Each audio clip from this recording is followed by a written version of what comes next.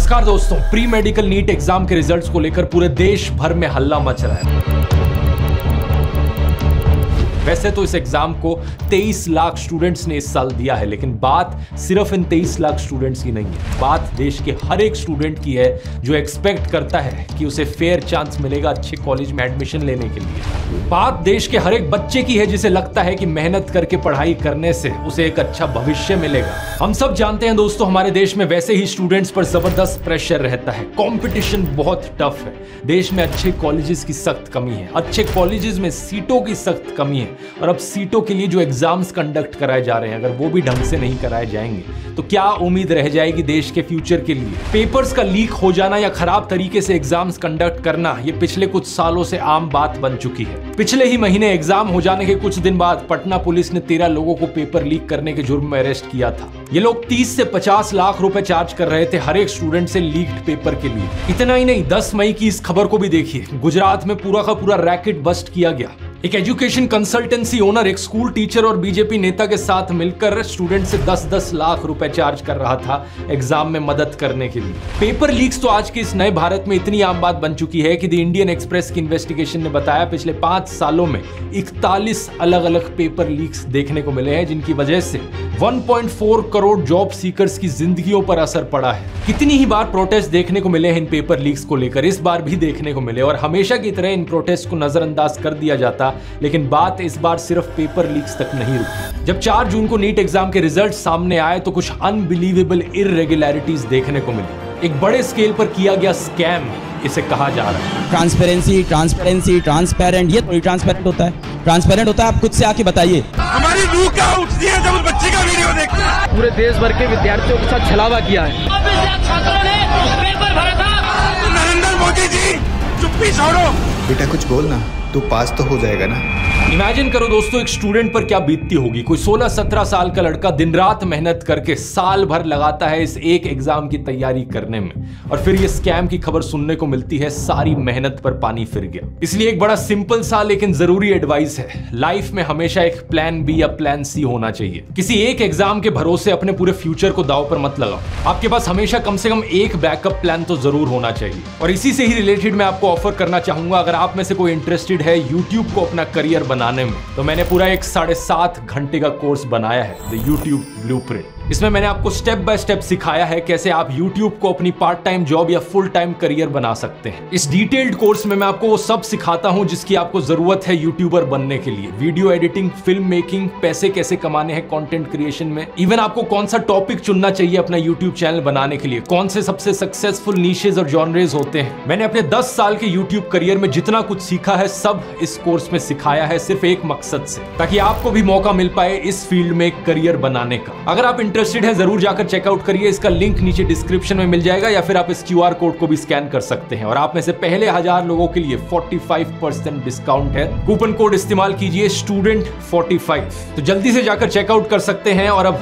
Topic पर वापस आते हैं। नीट यूजी का एग्जाम ये है national eligibility cum entrance test for under graduates. ये देश भर के सारे मेडिकल, डेंटल और आयुष कोर्सेज का अंडर ग्रेजुएट्स एडमिशन एग्जाम है। देश में कराया जाने वाला इकलौता ऐसा एग्जाम। इससे पहले AIPMT का टेस्ट हुआ करता था, all India pre medical test. लेकिन जब वो होता था तो कई सारे मेडिकल कॉलेजेस और स्टेट्स के अपने अलग अलग प्री मेडिकल एग्जाम्स होते थे। इन सभी एग्जामों को एक एग्जाम से रिप्लेस करने के लिए नीट इंट्रोड्यूस किया गया 2013 में। शुरुआत में कई सारी स्टेट्स जैसे कि आंध्र प्रदेश, कर्नाटका, गुजरात, वेस्ट बंगाल, तमिलनाडु ने इसके खिलाफ प्रोटेस्ट किया था, इसलिए कई साल का समय लग गया और 2016 में जाकर ही पहला नीट एग्जाम कंडक्ट किया गया। पहले 3 सालों के जो नीट एग्जाम्स थे उन्हें ओवरसी किया गया था CBSE के द्वारा, लेकिन 2019 के बाद से इन एग्जाम्स को कंडक्ट कराने की रिस्पॉन्सिबिलिटी NTA को दी गई। NTA यानी नेशनल टेस्टिंग एजेंसी, ये एक ऑटोनोमस एजेंसी है जिसे नवंबर 2017 में एस्टैब्लिश किया गया था under the department of higher education of the ministry of education of India. इस एजेंसी को बनाया तो इस उम्मीद से गया था कि इसके पास अपना इंडिपेंडेंस होगा, हमें ज्यादा ट्रांसपेरेंसी देखने को मिलेगी एग्जाम्स कंडक्ट कराते वक्त, लोगों का कॉन्फिडेंस बढ़ेगा इन एग्जाम्स को लेकर। लेकिन हुआ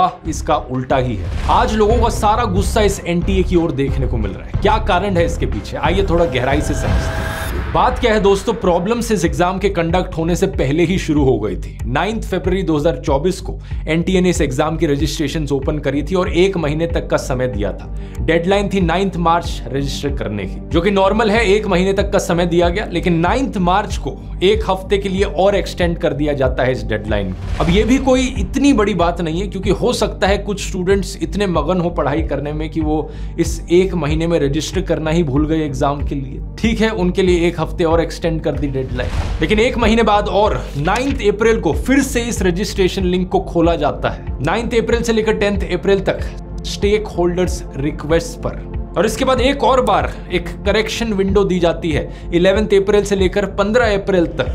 ये किस स्टेक होल्डर की रिक्वेस्ट थी। इसके बाद एग्जाम कंडक्ट किया जाता है 5 मई को, और इसके बाद भी ढेर सारी पेपर लीक्स की खबरें आती हैं अलग अलग स्टेट से, कभी गुजरात से, कभी बिहार से, तो कभी उड़ीसा से। लेकिन असली मजाक शुरू होता है 4 जून को, जब रिजल्ट्स डिक्लेयर होते हैं। नीट का एग्जाम एक एमसीक्यू एग्जाम है जिसमें 4 अलग अलग सब्जेक्ट्स में सवाल पूछे जाते हैं, फिजिक्स, केमिस्ट्री, जूलॉजी और बोटैनी। हर एक सब्जेक्ट में 50 क्वेश्चन होते हैं, जिनमें से 45 अटेम्प्ट करने होते हैं, तो टोटल आउट ऑफ 200 180 क्वेश्चंस को अटेम्प्ट करना होता है। हर सही जवाब के मिलते हैं +4 मार्क्स, हर गलत जवाब के -1 मार्क।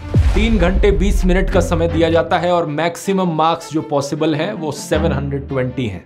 अब होता क्या है कि 67 स्टूडेंट्स फुल मार्क्स स्कोर करते हैं, 720 आउट ऑफ 720, सबके सबको ऑल इंडिया रैंक 1 मिल जाती है। ये एक बहुत ही अजीब चीज है, क्योंकि पिछले साल जो एग्जाम हुआ था उसमें सिर्फ 2 लोगों ने टॉप किया था। उससे पिछले साल 2022 का जो नीट था उसमें 4 लोगों ने टॉप किया था, लेकिन किसी को भी फुल मार्क्स नहीं मिले थे, 715 हाईएस्ट स्कोर था। उससे पिछले साल 2021 में सिर्फ 3 लोगों ने टॉप किया था, और अब अचानक से 67 लोग टॉप करने लग गए। ये कैसे हो सकता है? एनटीए ने इसको लेकर 3 रीजंस दिए। पहला, एक ऑफिशियल ने उनके कहा कि इस साल का एग्जाम काफी आसान था, इसलिए इतने सारे लोगों ने टॉप कर दिया। लेकिन जब स्टूडेंट्स और एक्सपर्ट्स से पूछा गया तो उन्होंने रिजल्ट्स आने से पहले कहा था कि एक्चुअली में इस साल का एग्जाम तो बहुत टफ था। वो कह रहे थे कि जो स्कोर होगा वो नीचे जाएगा, कोई टॉप नहीं कर पाएगा। दूसरा, एनटीए ने कहा कि इस साल जो नंबर ऑफ कैंडिडेट्स थे वो कहीं ज्यादा थे, 3 लाख ज्यादा कैंडिडेट्स अपेयर कर रहे थे इस एग्जाम के लिए 2023 के कंपैरिजन में। तो क्योंकि ज्यादा कैंडिडेट्स थे इसलिए नेचुरली हायर स्कोर्स देखने को मिलेंगे। लेकिन तीसरा कारण सबसे इंटरेस्टिंग है। एनटीए ने कहा कि इतने सारे रैंक 1 इसलिए आए हैं क्योंकि 67 में से 50 टॉपर्स को इन्होंने ग्रेस मार्क्स दिए हैं। इन 50 में से 44 स्टूडेंट्स को ग्रेस मार्क्स दिए गए क्योंकि आंसर कीज में कुछ डिस्क्रिपेंसी थी, और बाकी 6 स्टूडेंट्स को ग्रेस मार्क्स दिए गए टाइम रिलेटेड इश्यूज की वजह से। एक ये फिजिक्स का क्वेश्चन था इस एग्जाम में जिसमें 2 सही आंसर्स थे, क्योंकि एनसीईआरटी की एक पुराने एडिशन की टेक्स्ट बुक थी और एक नए एडिशन की टेक्स्ट बुक थी। दोनों में अलग अलग चीजें लिखी थी, तो सब्जेक्ट एक्सपर्ट्स ने कहा कि दोनों ऑप्शन को सही कहा जाना चाहिए। अब पहली बात तो क्या ये एग्जाम कंडक्ट कराने का कोई तरीका होता है? वहां स्टूडेंट्स 12-12, 13-13 घंटे पढ़ते रहते हैं एक साल के लिए, और यहाँ एनटीए से अपने क्वेश्चंस ढंग से नहीं लिखे जाते। और दूसरा, ये कैसा एग्जाम है जिसमें 75% टॉपर्स सिर्फ इसलिए टॉपर्स बने हैं क्योंकि उन्हें ग्रेस मार्क्स मिले? इस चीज को थोड़ा और गहराई से देखते हैं। इस क्वेश्चन को देखो जरा। क्वेश्चन था कि इन दोनों में से कौन सी स्टेटमेंट करेक्ट है। पहली स्टेटमेंट है atoms are electrically neutral as they contain equal number of positive and negative charges, और दूसरी स्टेटमेंट है atoms of each element are stable and emit their characteristic spectrum. इस क्वेश्चन का सही जवाब है कि पहली स्टेटमेंट सही है और दूसरी स्टेटमेंट गलत है, यानी कि ऑप्शन नंबर 4। लेकिन एनटीए ने कहा कि हमें ऑप्शन 2 को भी करेक्ट मानना चाहिए, क्योंकि 2018 की जो एनसीईआरटी की किताब है उसमें इस स्टेटमेंट को लिखा गया है कि सारे एलिमेंट्स के एटम स्टेबल होते हैं। एनटीए ने कहा 13,000 से ज्यादा कंप्लेंट्स उन्हें इस क्वेश्चन को लेकर आई।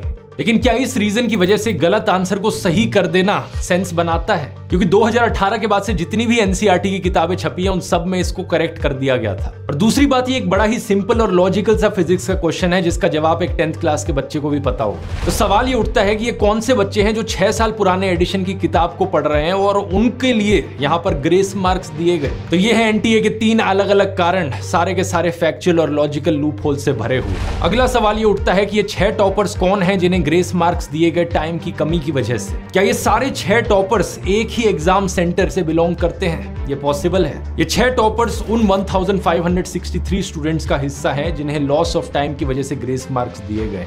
और इनमें से कुछ स्टूडेंट्स ऐसे हैं जिन्हें 718 या 719 आउट ऑफ 720 मार्क्स मिल गए, जो कि टेक्निकली इम्पॉसिबल है मिलना, क्योंकि या तो आपको सही जवाब के +4 मिलेंगे या गलत जवाब के -1 मिलेंगे। तो नॉर्मल कंडीशंस में इस एग्जाम का स्कोर या तो किसी का 720 आ सकता है या 716 या 715 आ सकता है। 718, 19 पॉसिबल नहीं। ये दो स्टूडेंट्स जिनको ये स्कोर मिले ये भी उसी झज्जर सेंटर के हैं जिससे 6 टॉपर्स निकले हैं। जब एनटीए से पूछा गया कि उन्होंने ग्रेस मार्क्स क्यों दिए तो उन्होंने कहा कि कई पेटिशंस फाइल करी गई थी नीट 2024 के कैंडिडेट्स के द्वारा high court of Punjab and Haryana के सामने। उन स्टूडेंट्स ने कहा था कि उन्हें लॉस ऑफ एग्जाम टाइम देखने को मिला, तो इसकी वजह से एनटीए ने उन्हें ग्रेस मार्क्स दिए। और ग्रेस मार्क्स देने के लिए उन्होंने सुप्रीम कोर्ट की 2018 की एक जजमेंट का इस्तेमाल किया था। उस जजमेंट के अनुसार एक स्टैंडर्ड मेथड को नॉर्मलाइज करके यहाँ कैलकुलेट किया जा सकता कि लॉस्ट टाइम के लिए कितने ग्रेस मार्क्स दिए जाने चाहिए। लेकिन अब यहां पर बात ये उठी कि 2018 की जो जजमेंट थी ये CLAT एग्जाम, लॉ के एग्जाम को लेकर थी, और इस जजमेंट को इस कैटेगरी में लिखा गया था, admission to education institutes other than medical and engineering.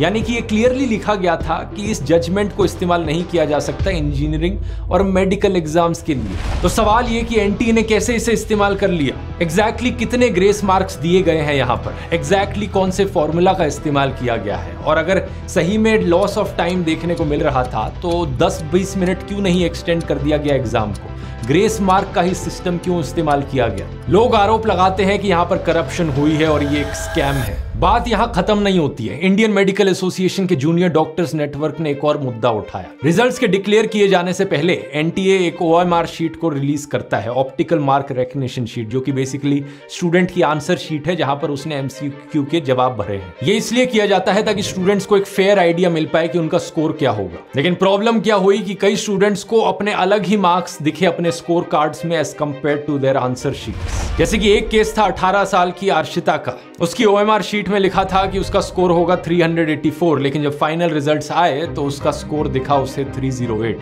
80 marks का डिफरेंस। एक और स्टूडेंट 21 साल के शोएब ने कहा कि 10 मार्क्स का डिफरेंस देखने को मिला OMR शीट और रिजल्ट्स के बीच में। इतनी सारी प्रॉब्लम्स थी और इन सारी प्रॉब्लम्स के सबूत आ जाने से पहले ही रिजल्ट्स को 10 दिन पहले डिक्लेयर कर दिया जाता है। और ये कोई रैंडम 10 दिन नहीं थे, स्ट्रैटेजिकली उसी दिन नीट एग्जाम के रिजल्ट्स को अनाउंस किया गया जिस दिन इलेक्शन रिजल्ट्स भी आए। 4 जून का दिन, जिस दिन सारा मीडिया बिजी था इलेक्शंस को कवर करने में। क्या इलेक्शन के शोर शराबे के बीच में यहाँ एक स्कैम को छुपाने की कोशिश करी जा रही थी? सवाल बहुत सारे हैं और अब तो सुप्रीम कोर्ट भी एनटीए से जवाब मांग रहा है। सुप्रीम कोर्ट ने कहा है the sanctity of the exam has been affected, so we need answers.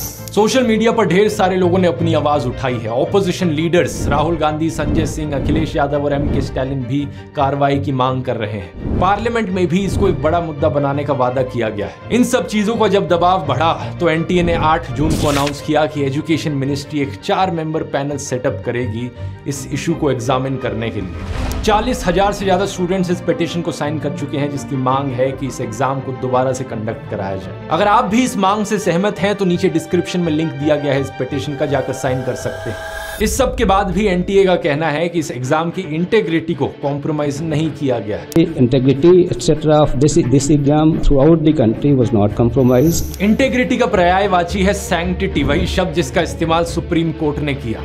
मैं यहाँ पूछना चाहूंगा, सैंक्टिटी आज के दिन बची ही किस एग्जाम में है? हर दूसरे एग्जाम में यही पेपर लीक्स देखने को मिलते हैं, ऐसी ही इरेगुलरिटीज देखने को मिलती हैं। क्या देश की सरकार को अपने देश के फ्यूचर की चिंता भी है?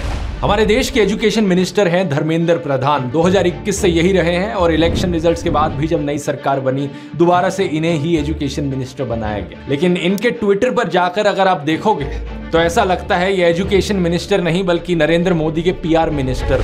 ऊपर से लेकर नीचे तक आपको दिखेगा सिर्फ नरेंद्र मोदी का चेहरा। हर दूसरे ट्वीट में मोदी का मेंशन किया गया है, कभी मोदी अगेन, कभी मोदी 3.0, कभी मोदी ये, कभी मोदी वो। लेकिन नीट एग्जाम को लेकर आपको कहीं कोई ट्वीट मिल जाए तो मुझे बता देना। अरे नीट तो छोड़ो, एजुकेशन से रिलेटेड एक भी ट्वीट ढूंढ कर दिखा दो इनके ट्विटर अकाउंट पे। ऐसे लोगों की वजह से देश की पूरे एजुकेशन सिस्टम की ये हालत है। हाँ धर्मेंद्र प्रधान जी, आप ही बता दो कितना काम किया एजुकेशन के लिए आपने देश में पिछले 3 सालों में। इन नेताओं को जब तक हम अकाउंटेबल नहीं ठहराएंगे इन चीजों का सोल्यूशन नहीं निकल सकता दोस्तों। सारी पावर इनके हाथों में है और ये देश के भविष्य का सवाल है, स्टूडेंट्स के फ्यूचर का सवाल है, देश के मेडिकल इंफ्रास्ट्रक्चर का सवाल है। इतना प्रेशर बनाने के बाद आज का लेटेस्ट अपडेट ये आया है कि फाइनली एनटीए ग्रेस मार्क्स को हटाने के लिए राजी हो गया है। वो 1563 कैंडिडेट्स जिन्हें ग्रेस मार्क्स दिए गए, अब उन्हें ऑप्शन दिया जा रहा है कि या तो वो दोबारा से एग्जाम दे दे या फिर अपना स्कोर बिना ग्रेस मार्क्स के एक्सेप्ट कर ले। ये ग्रेस मार्क्स की समस्या के लिए सही सॉल्यूशन है, लेकिन बाकी और प्रॉब्लम्स का क्या? Paper leaks, inflated score, same centre से 6 टॉपर्स का होना, इन सारी चीजों पर अभी भी जवाब देना बचता है। इकट्ठे होकर इसी तरीके से आवाज उठाते रहिए और याद रखिए, अपनी उम्मीद कभी मत खोना।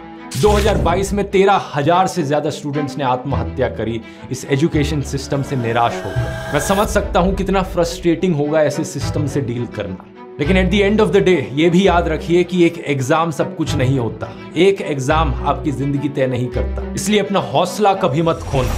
अब चाहे तो मेरी जिंदगी की कहानी से इंस्पिरेशन ले सकते हैं। मैंने किसी भी ऐसे एग्जाम को टॉप नहीं किया था, लेकिन इसका मतलब ये नहीं कि मैं कामयाब नहीं बन पाया जिंदगी में।